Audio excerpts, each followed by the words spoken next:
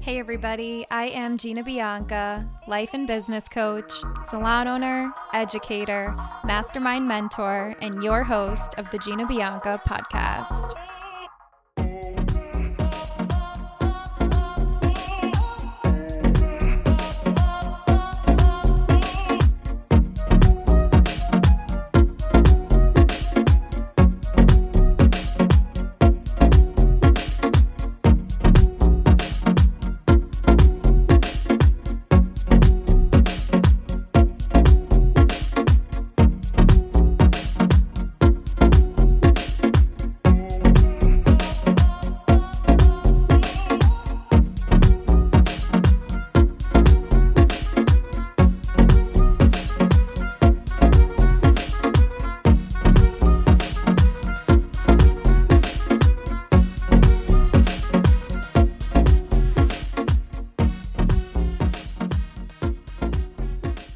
What is up, everybody?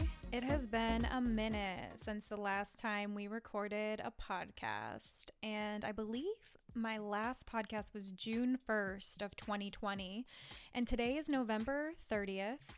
It is about noon, and I spent the morning fixing my mics because it had been so long since I podcasted. I literally just threw everything in the corner and was just like, I'm not doing this for a while.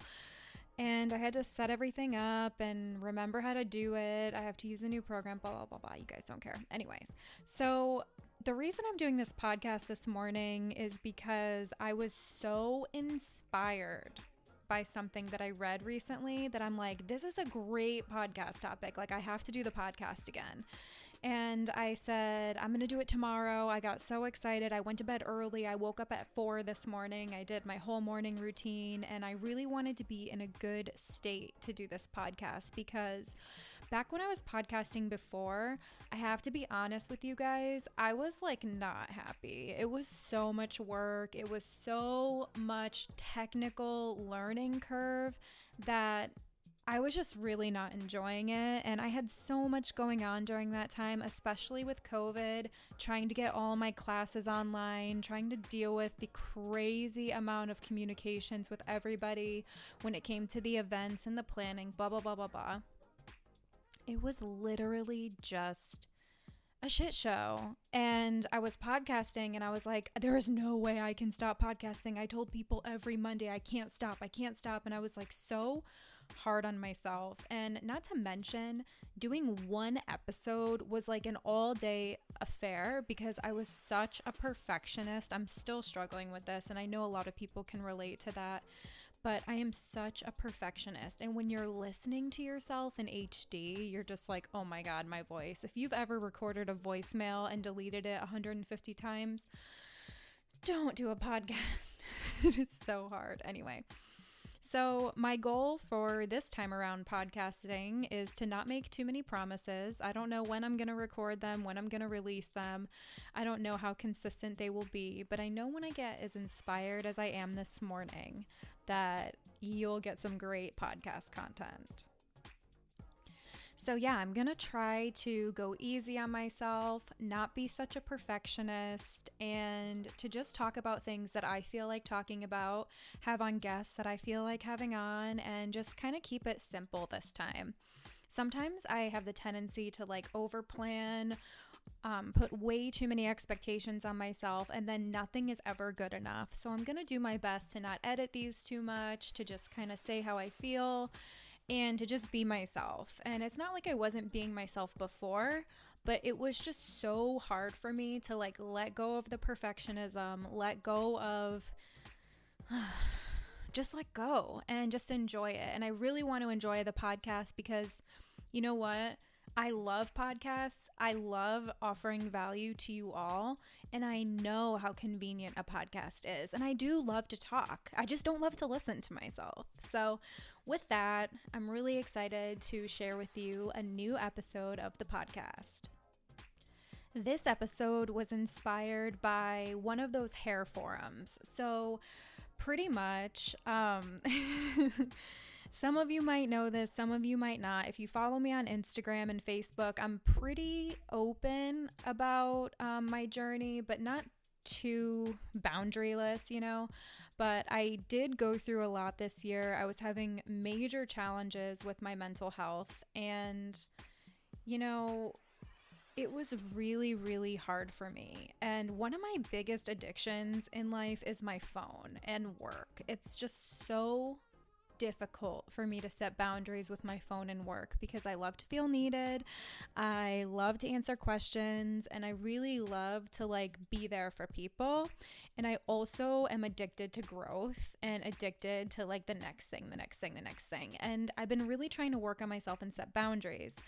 But one thing I'm having a really hard time with is my phone. I'm still spending a fuck ton of time on it. My screen time is still at 6 hours a day, and a lot of the time I'm working, but it is a little crazy still. So I'm working on that. But what comes with that is I'm addicted to these hair forums, okay? And it's because there's the craziest people in there sometimes, and people ask the most wild questions, or they ask really easy questions and I can just answer them. And it's a great way for me to get inspired for my mastermind group, to always be adding value in there. And if you're not familiar with mastermind, we have relaunched my online education program to a brand new platform. I've been working on it all year long. And in 2021, we have pretty much the most amazing curriculum and the most amazing model ever. And I really hope to see you in Mastermind. It's only $30 a month, and we have so much value, and I'll talk more about that later.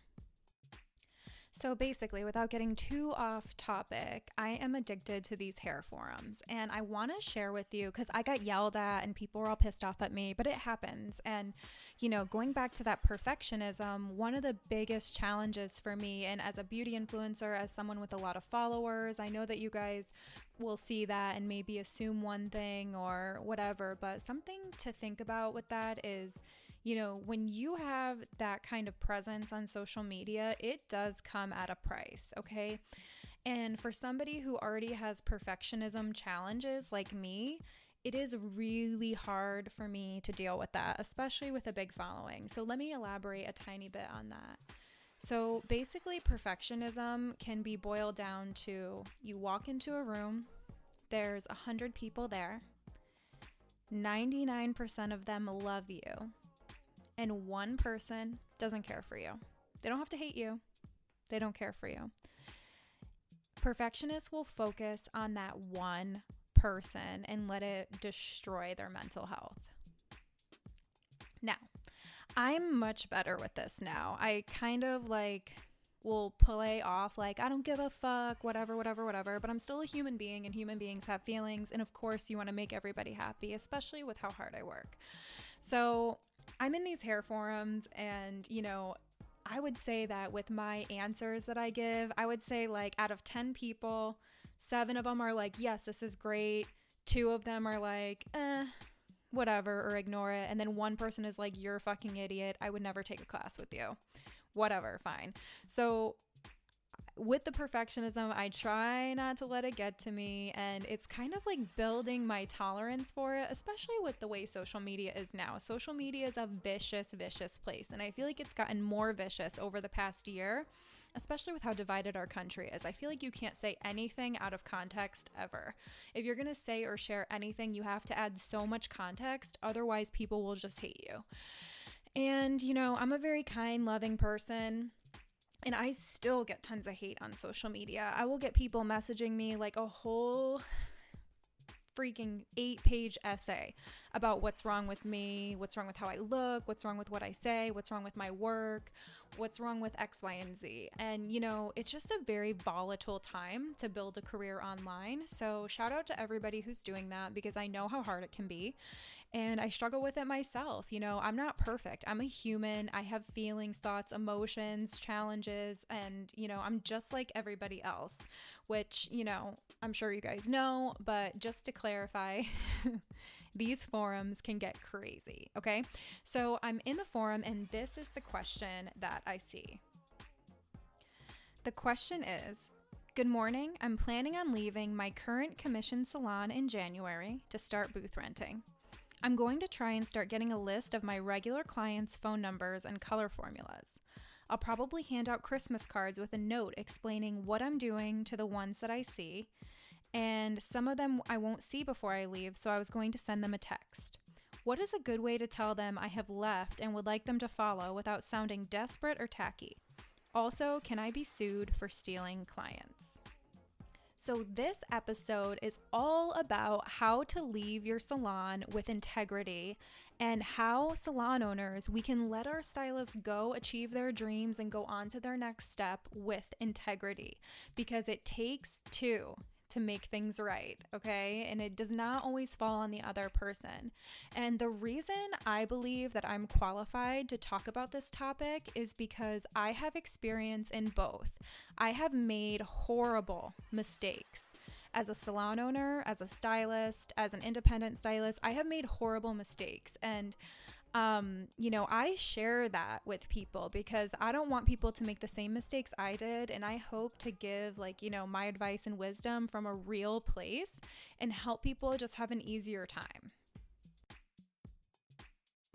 So I'm going to read you my answer, and then of course the forum gets crazy because I did not put enough context. So I'm commenting on the post, for like 15 minutes, like clarifying to people exactly what I mean and giving more examples. But I was like, you know what? This is such a good podcast topic because people need to hear the whole thing and hear both sides and hear the advice the way it is intended, not through a comment.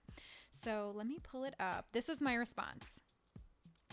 So I said, I think that's a little dishonest. Why don't you give your salon owner 2 weeks notice, leave on good terms, and let your salon owner know where you're going to give clients a choice of what they'd like to do instead of being sneaky? If the salon owner acts like an asshole, the clients will see that and they will find you. Hopefully, you have been utilizing social media and building a great marketing base so people can find you. Make your name on Facebook easy to search so people can find you, and your people who would have followed you will find you.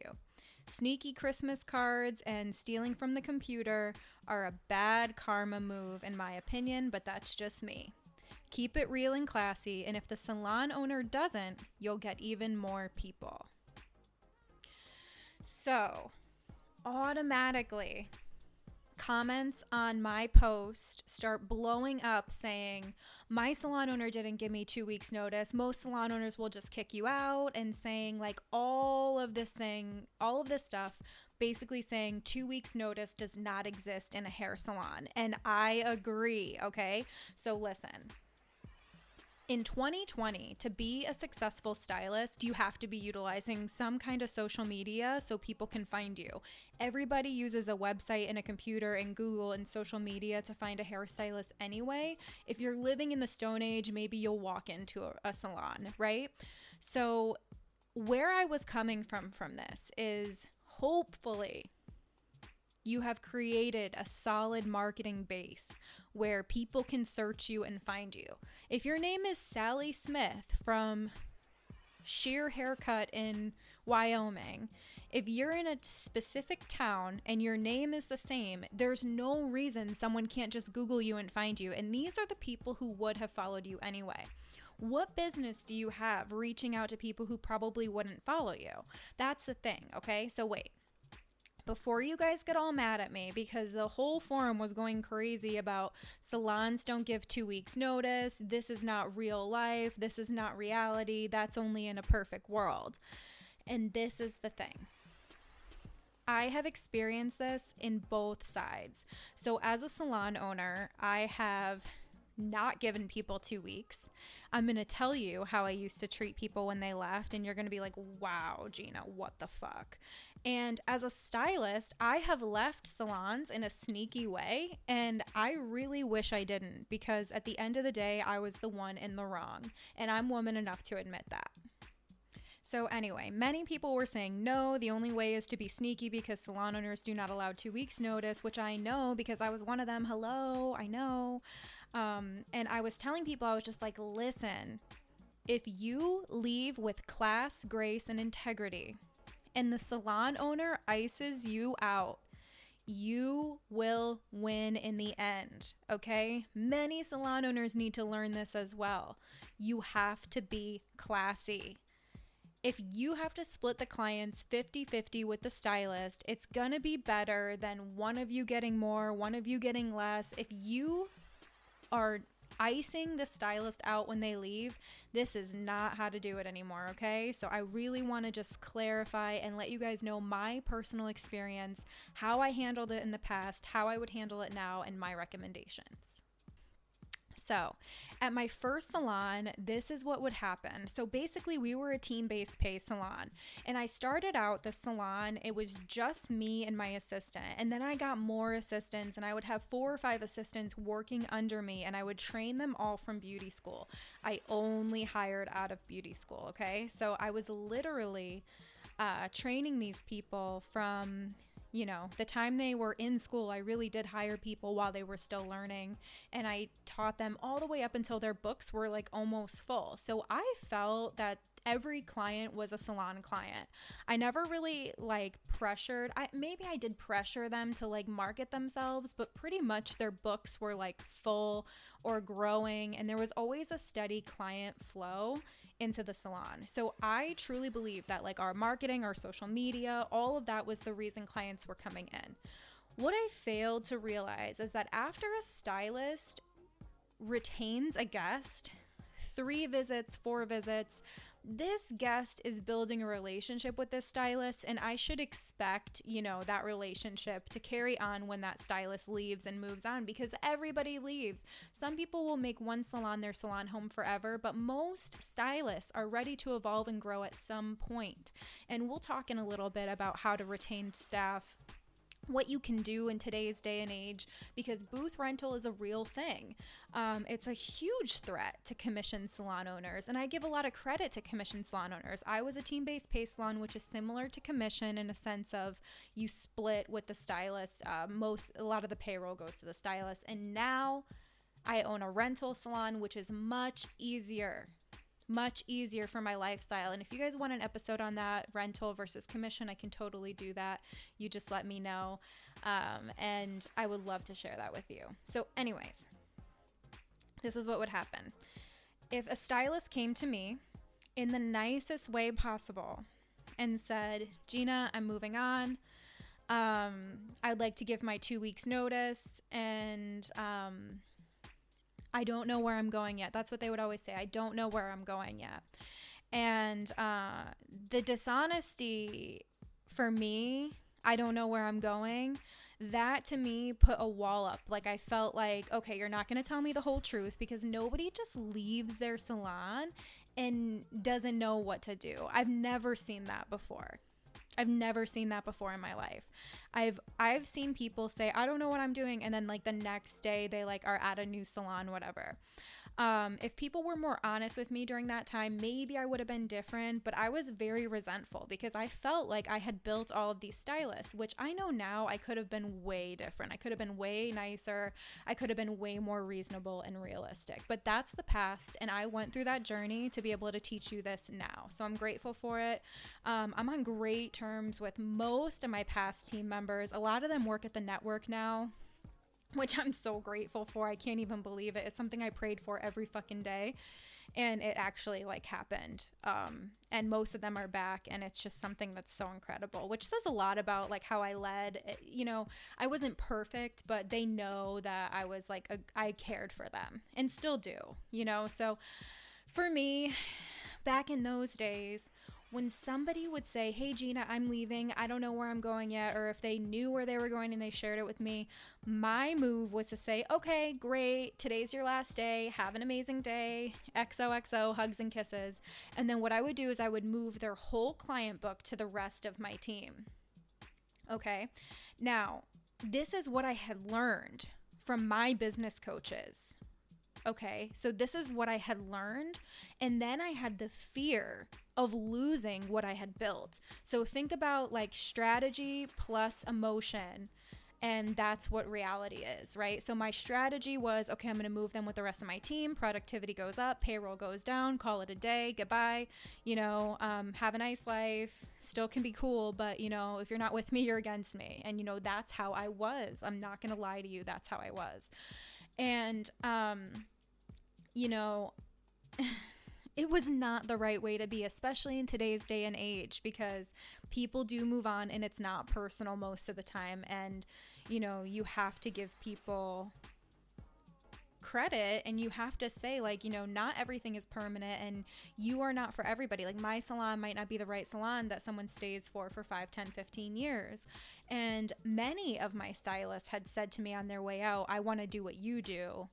And many of them have said to me, like, you inspired me to grow and that's what I'm doing. And I took it as like, wow, okay, like, this is cool, but like, still, what the hell are we gonna do? We have all these clients and now the team is all like jacked up. Like, as a salon owner, it was a very stressful time when people left, and I'm just gonna be real about that.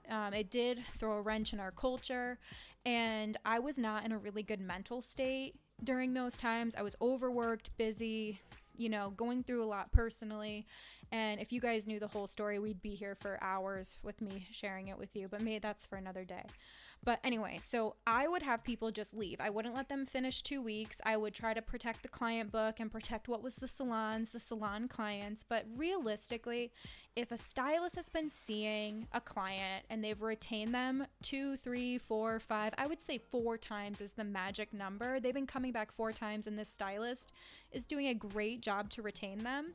That client is just as much a salon value as the stylist value, basically saying that it's equal, and nobody owns a human being. It's 100% up to the client what they want to do.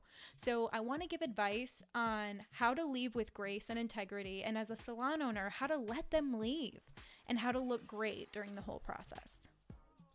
Whew, I'm a little nervous about my honesty. I mean, I've never been that, like, you know, like, I've never really owned that and saying, like, you know, when people would, you were either with me or against me when I owned my team-based salon. And, you know, that is not true leadership. True leadership is, and especially if you're going to be in an employee-based salon, if you're going to be taking care of these people, you got to take care of them. And it is what it is.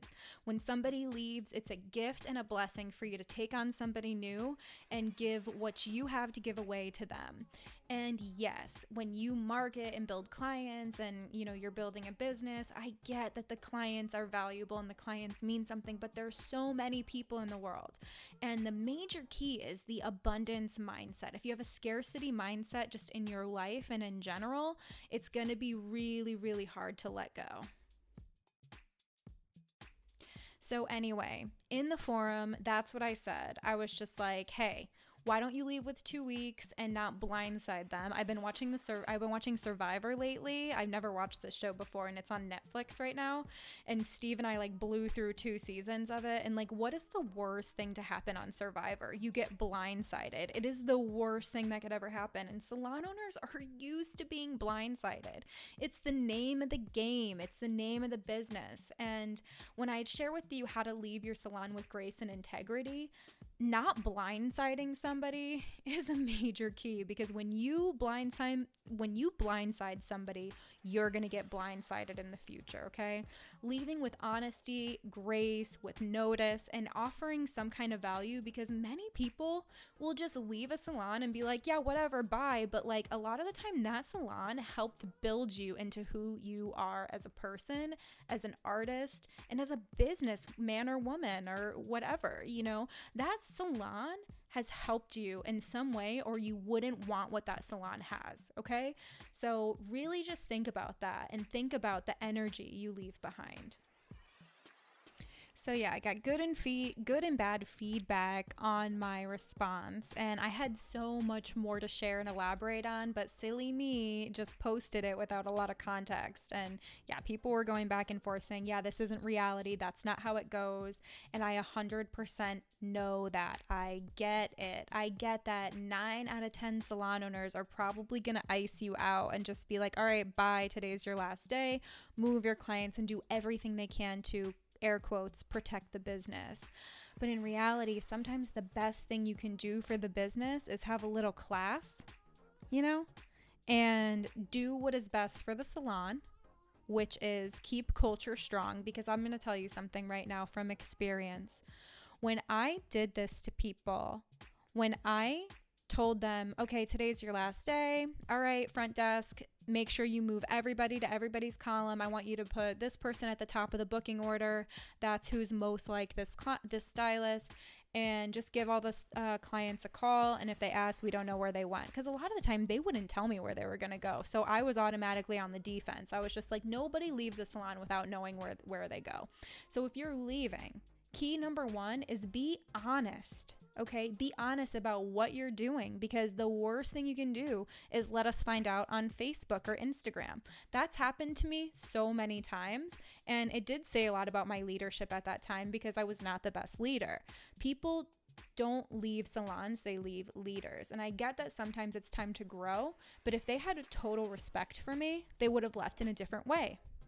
And I had to have had some kind of hand in that for them to do that, right?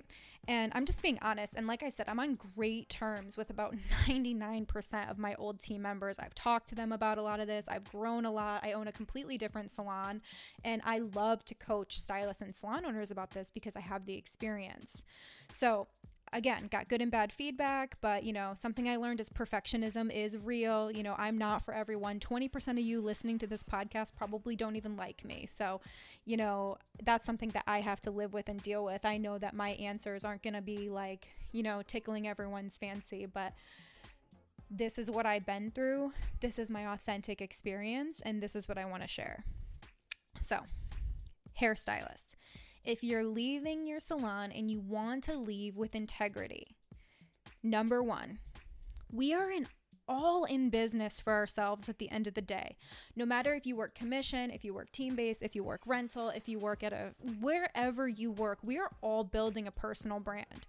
If you're not using social media to document your progress, share where you are, promote what you're doing, if you're not using social media, you're automatically going to be in that one down feeling of like, oh my God, I'm in a scarcity mindset. I have nothing to fall back on.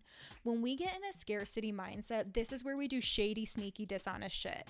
And when stylists leave in a sneaky way, a big red flag to me says you're not confident. You're not confident in your business, because otherwise it wouldn't matter if you had to start over alone. And another huge thing to think about is the word starting over, because let's just be honest here, okay? Nobody is ever starting over completely. Starting over is language that is so toxic to anybody wanting to grow. And your brain, when you say start over, is literally scaring you and trying to protect you. Like, no, you can't start over, but nobody can take away your skills, your experience, and who you are. Nobody can take that away. So you're never starting over. And we all learn something from every single experience. So there's no such thing as starting over. Okay. But if you don't set yourself up to win and have a Facebook, like literally all I'm saying is have a Facebook page that has your name clearly, or a website that has your name clearly, because the clients who would have followed you will find you. Okay. If the clients would not have followed you, if they weren't wowed by you, if you didn't retain them 3 or 4 times, what business do you have trying to pull them from the salon? You're gonna look tacky. You're gonna look bad. That's when you look tacky and when you get in trouble for stealing clients, because literally the client doesn't belong to the salon owner or the stylist. The client doesn't belong to anybody. The client's a human being with their own buying decisions and their own choices. Okay. If you're a stylist leaving and you don't set yourself up to win, chances are you're going to be in that scarcity mindset and do shady shit. So rule number 1 is you want to make sure that you're utilizing social media and you're building a personal brand. The next tip I'm going to give you is don't be sneaky, okay? So if you're sneakily handing off cards, if you're sneakily giving a Christmas card, come on. People give Christmas cards as an act of kindness to wish people happy holiday, not to backstab the salon they're at, not to ask the client for something. The Christmas card should have something in it for the client, not something in it for you. So yes, that is tacky. That is tacky, you guys, in my opinion. And like I said, 20% of you guys listening to this probably don't even like me, so you're not going to like my opinion. And if you've done this in the past, just own it. I have done this in the past. I've gotten fired from my mentor's salon. We're cool now. But, she had taught me so much. And then, I wasn't making any money there. They weren't doing anything to promote me. And, I was bringing in clients and making like 40%, and they weren't giving me any clients at all. So I was pissed. I was just like, okay, I should just do these people at my house because I'd make more money. So what I did is I made my own business cards and I was handing them out. And my salon owner was just like, what are you doing? She's like, today's your last day, get out. And I was just like, whatever, bye. But I was planning on being sneaky and just getting all my guests to leave and come to my house and do their hair at my house. And that's what happened. But let me tell you something. That sneaky move ruined the relationship with my mentor. It ruined my reputation. I can't write that down as a reference. I mean, during this time.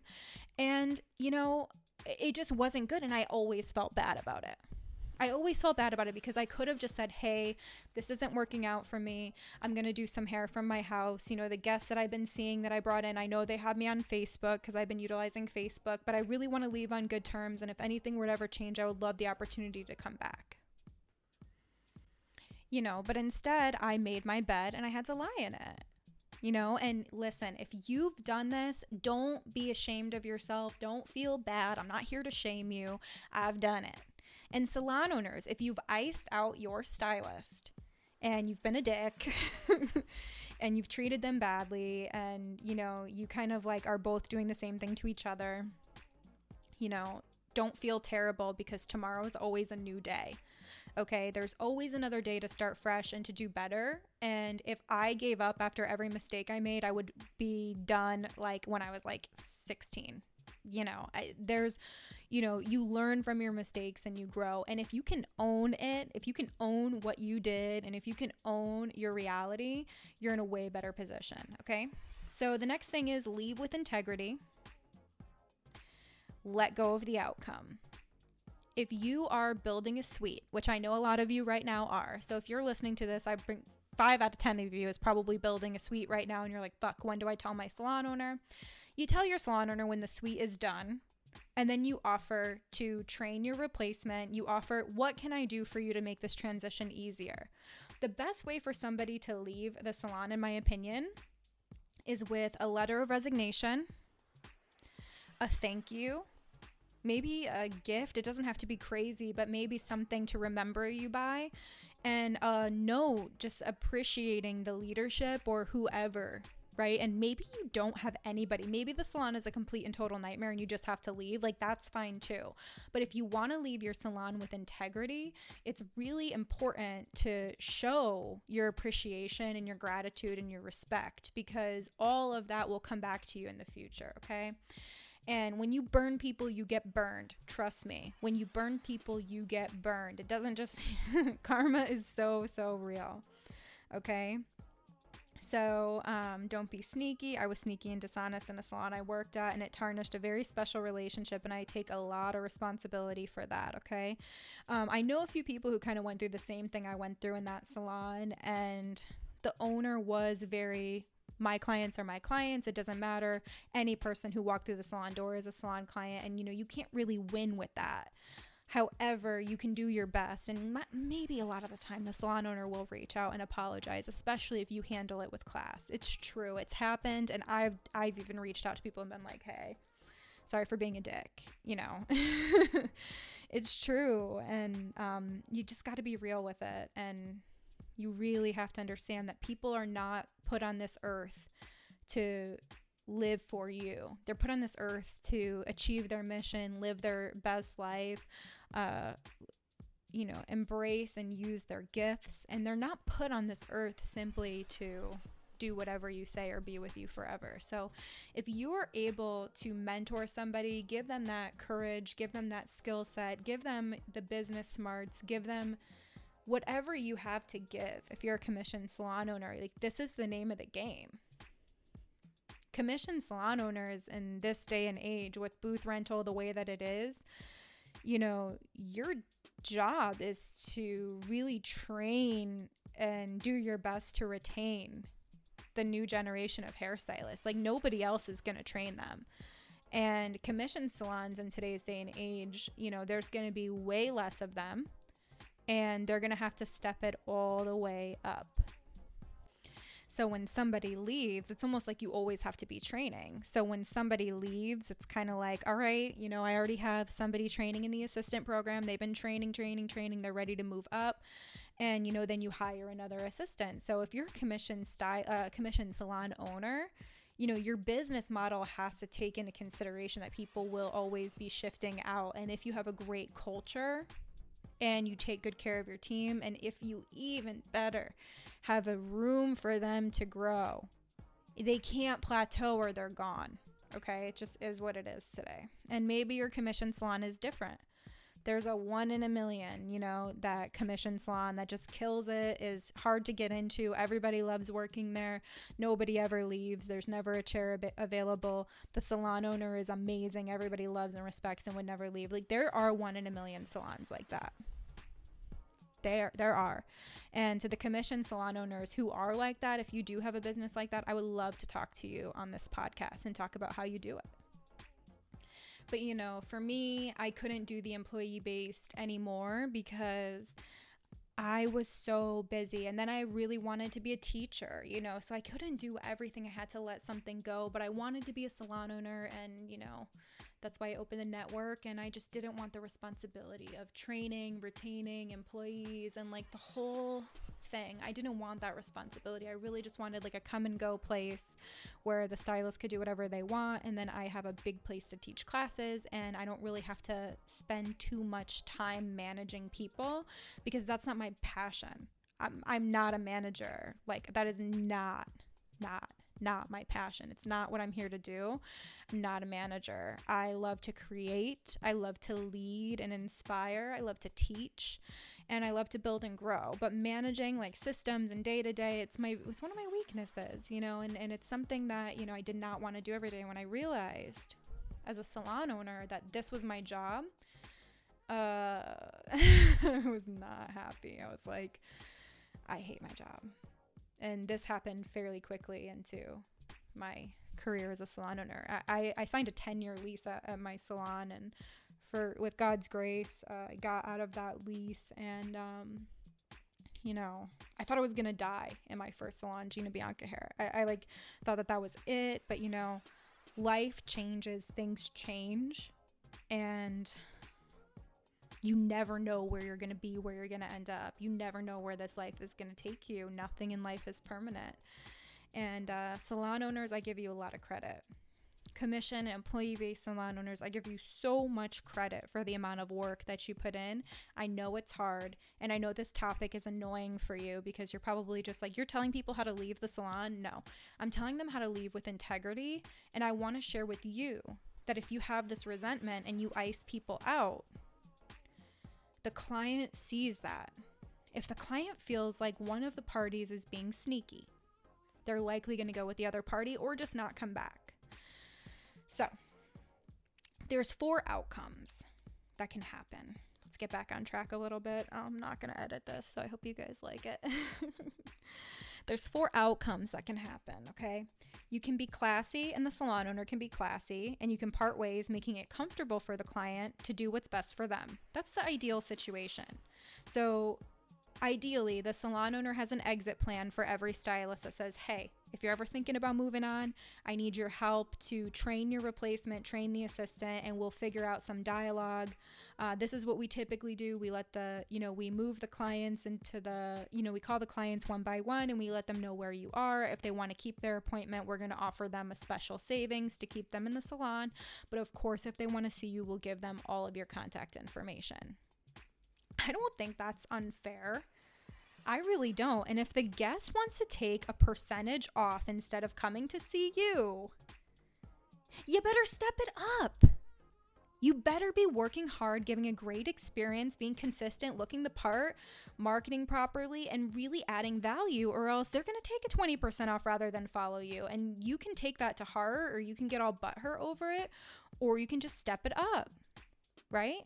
So the salon owner can have their system, their exit strategy, right? A lot of the time the salon owner will try to keep you. What I would say to my top earners, I would say, what can I do to keep you? And many of them, once they have that dream, you can't take someone's dream away from them. You know what I mean? Their dream is not working for me. Their dream is to work for themselves. You got to respect that. That was me, right? So that's one situation. Okay, and the second scenario that can happen is that you as a stylist can be sneaky and the salon owner can be upset and salty, and you guys can both be kind of pissed and sneaky and, both fight for the clients, and make it uncomfortable for that client, and they're probably going to go somewhere else. So you both lose. Okay, do you see where this is going? It's like a win-win, a lose-lose, and a win-lose situation, okay? So the next outcome could be you can be sneaky, and the salon owner can be classy and have a system in place for this. And the client will likely feel a little less comfortable staying with you. They might feel like they're doing something wrong because, it's a sneaky situation. And I have done this, and clients will be like, ooh, I feel bad. And let me tell you, that guest is not a guest that's going to be retained a lot of the time, if they're going to do that. So you're not going for the long game. They might come to you for the discount and then maybe miss the salon experience and then go back. So it's really all about relationships. Like if you've been seeing a guest 4, 5, 6, 7, 8 times, if you've recruited that guest from, I don't know, a waitress you maybe have seen at a restaurant, like if you recruited that guest, they're more likely going to stay with you. But if you're relying on the salon to give you clients and then you try to siphon off a part of their business, it's really not a good look, okay? It's just really not.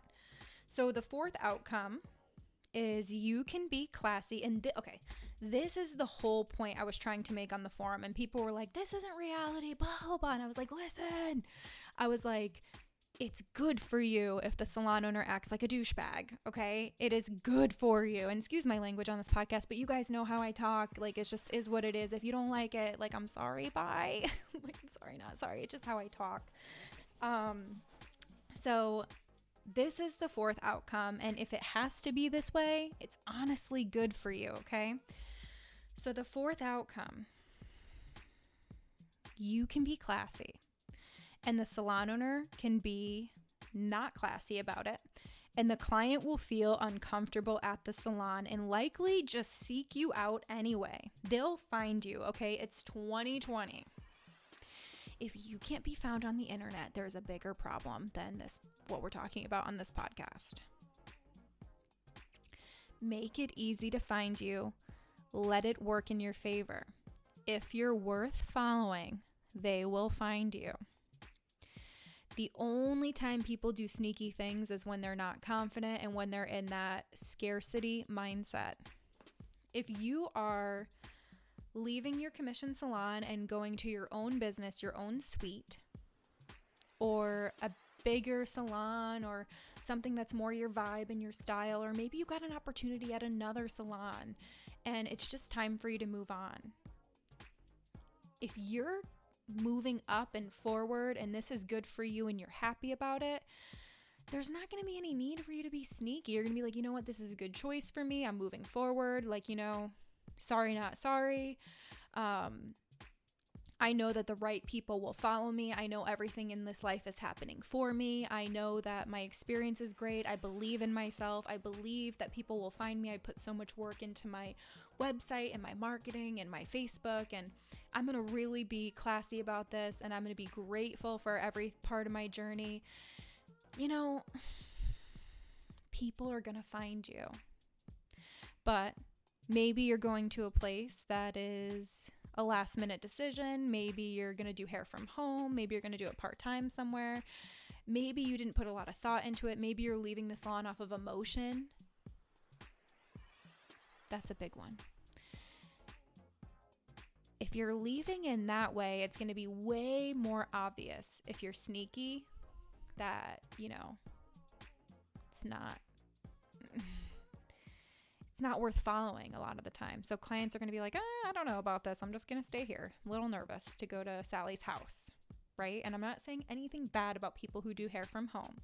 If you have a separate entrance and a nice little space for them, and you have your insurance and they're separate from your home and they're not in your kitchen, I have no issue with people doing hair from home. I did hair from home for the first 2 years. And it was definitely not classy, but it got me where I needed to go. So I will never say anything bad, but you might not have clients want to follow you if they're going from a salon experience to a house, okay? So If you're worth following, they will find you. If the salon owner, like I was, tries to ice you out, the clients are going to want to support you. If you're treated in an unfair, negative way, and it's obvious to the client, they are going to support you so much. They're going to send their friends and family. This is all going to work in your favor. This is all happening for you. If you leave on good terms, it's going to be great. If you leave on bad terms on your end, it's going to be harder. You're going to set yourself back.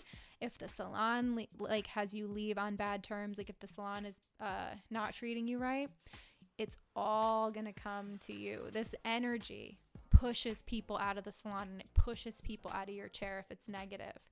If it's positive and has an abundant mindset, you guys are everybody will be okay. All you can control is your response and your actions though.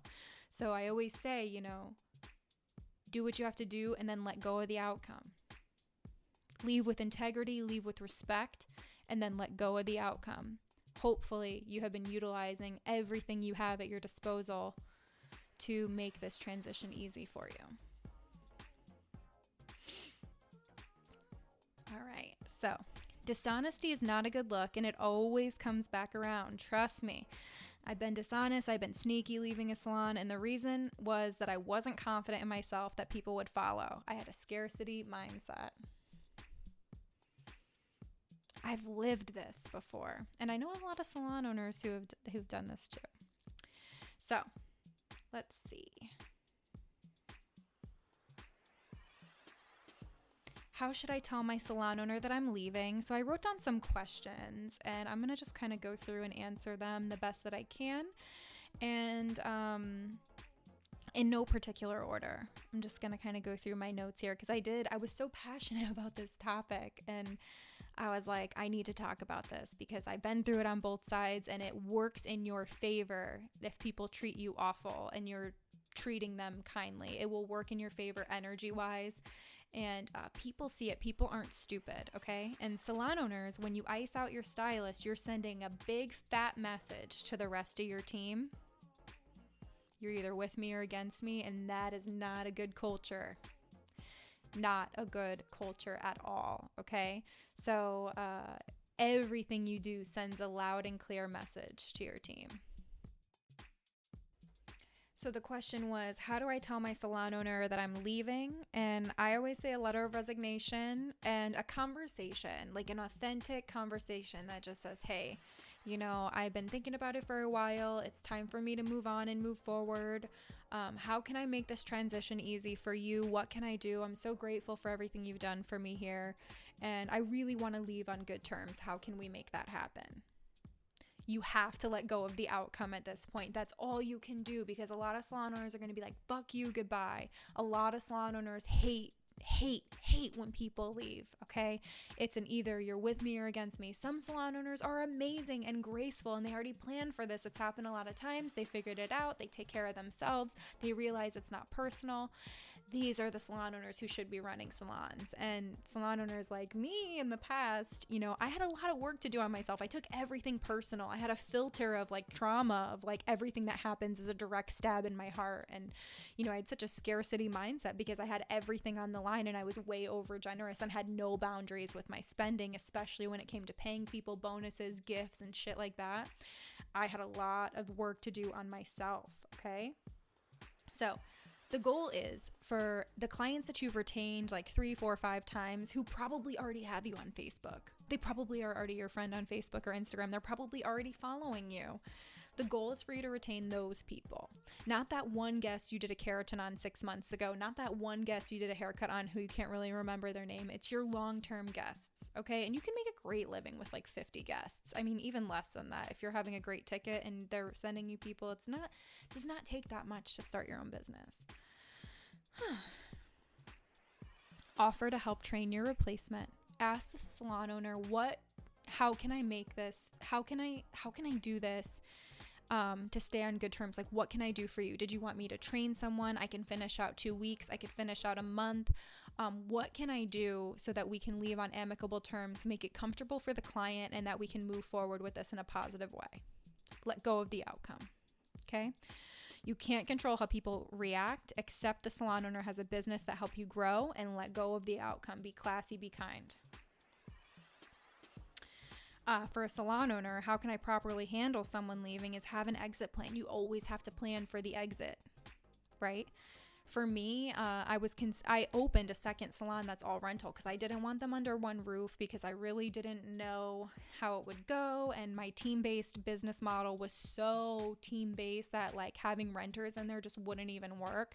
I actually had one renter in there and it just didn't work. So I was going to do it under two roofs, and I was going to really keep both the salons. I didn't really realize that I needed to close the first one until like my mental health started like really struggling, because I just didn't have the time, energy, or want to have employees anymore. And I have one employee now, and she's great, and she's got, she does management, she does a little bit of hair, and that's like enough for me. I had one person I trained this year, but it was a lot.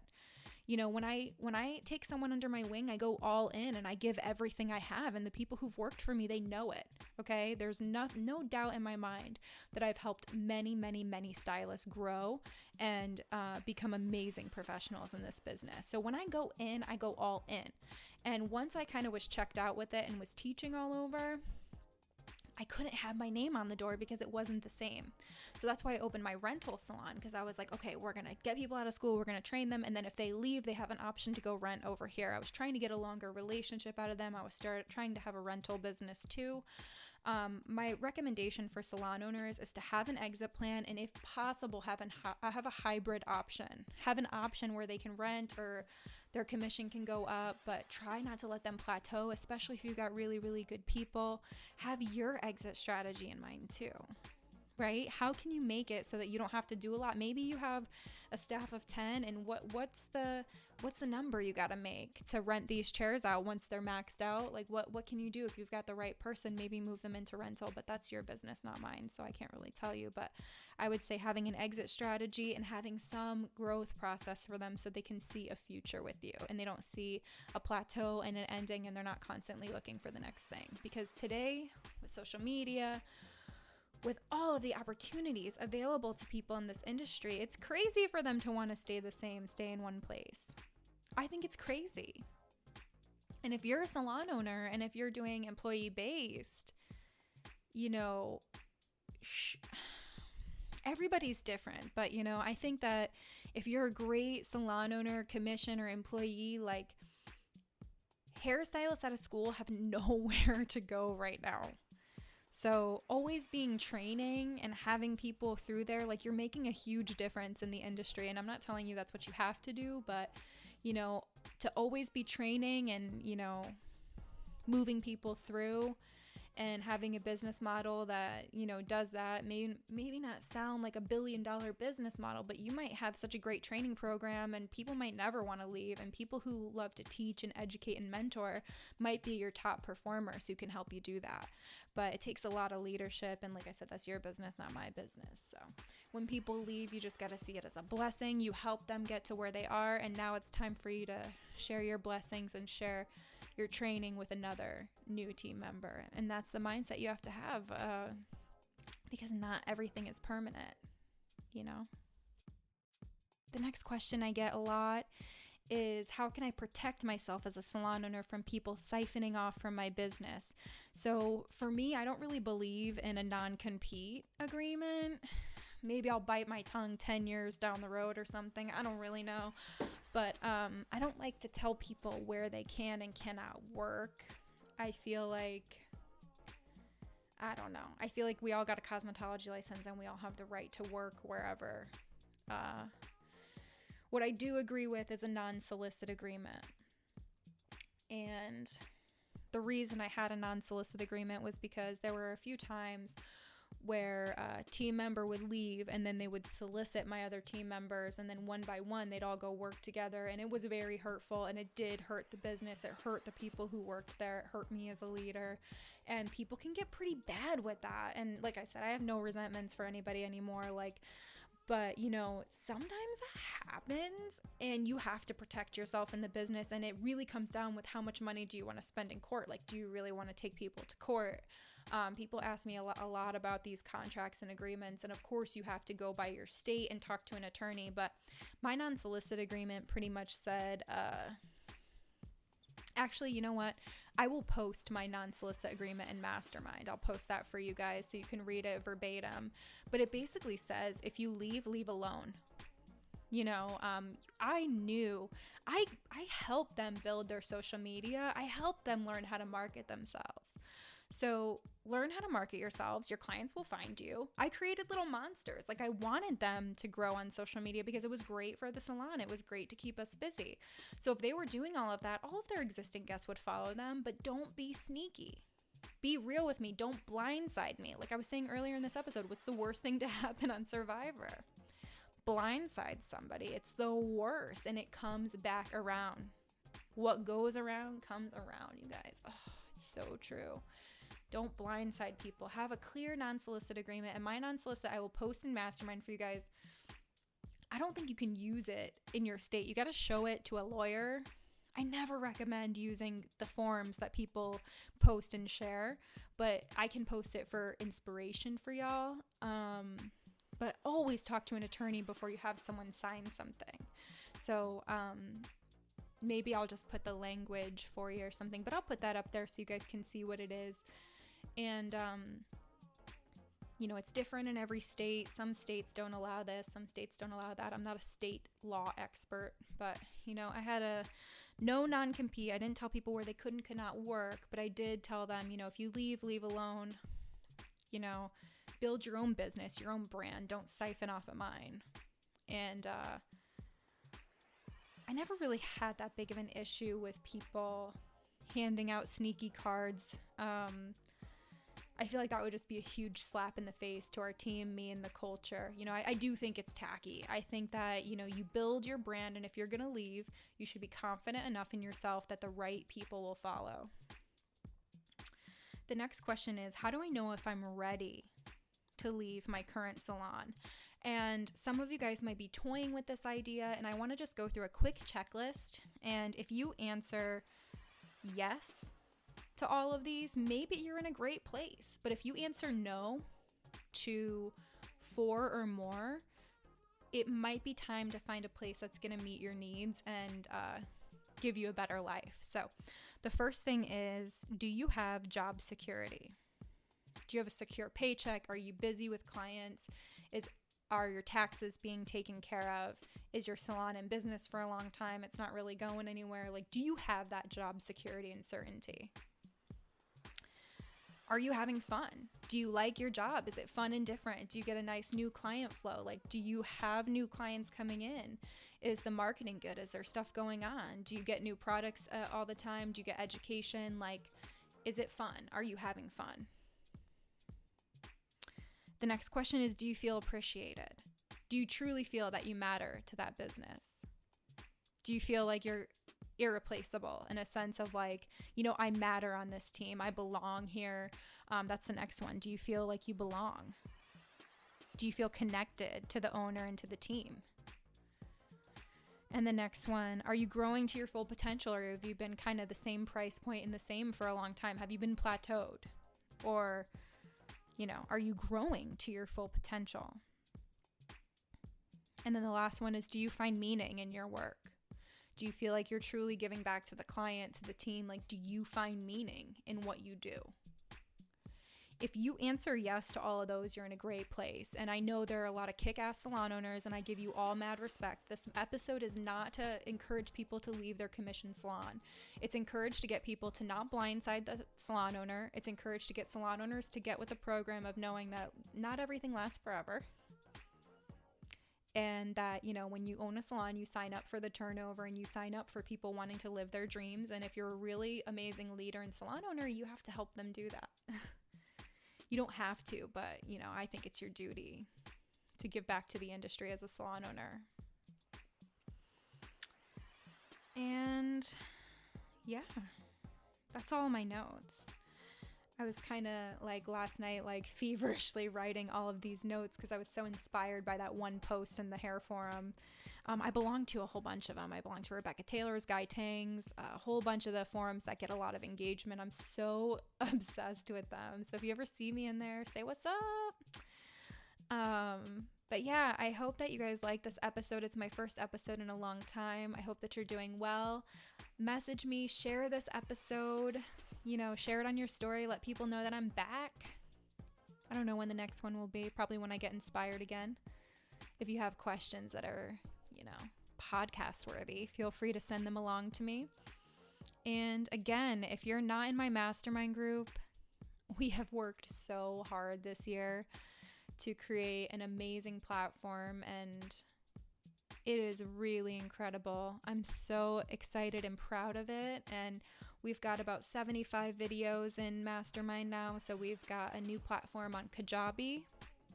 It's beautiful, you guys. It's gorgeous. You can get it right from your phone and your desktop. It's $30 a month. So we have our Kajabi app that has all of your hair videos. We have our Facebook forum. We have our Q&A library, which, all the questions from Workplace, our old platform, we're inputting in there. Everything's in there. You're going to get discounts on our upcoming classes at the network. We're going to have mastermind meetings. I'm so excited for mastermind meetings. We're going to be on Zoom. We're going to get to see each other's faces. We're going to get to share and grow together. And I'm going to do a lot more Q&A like this and a lot more coaching. And I'm really excited to kind of move into my next phase of my journey. I've been going through a lot this year, which I'm sure all of you have been going through a lot. I know I'm not the only one. But I hope that sharing my authentic experience and my journey, I hope that it inspires you and gives you some strength and some hope. That's what I'm here to do, is to share my story with you. So I appreciate you, and I hope you have a beautiful day, and thank you so much for listening.